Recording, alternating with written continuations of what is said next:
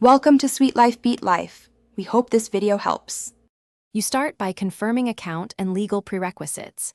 Sign into the App Store or Play Console, verify your developer identity, and add your merchant banking details. Once done, create or confirm the app bundle ID and package name so purchases map correctly. Make sure to complete tax and contract forms before creating products. This avoids later rejections.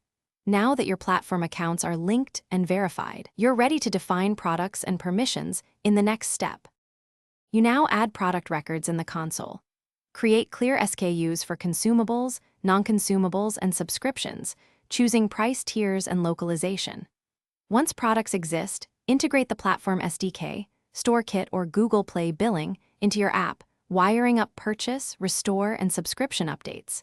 Make sure to validate receipts server-side to prevent fraud and to centralize product ID in a config file to avoid mismatches. After testing locally with sandbox accounts, you finish by thoroughly testing in sandbox environments.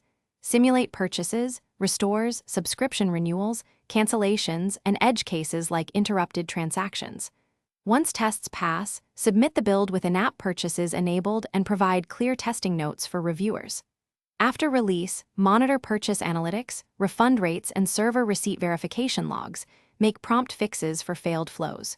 If problems occur, one key troubleshooting tip: reproduce the issue with sandbox logs and server-side receipt traces.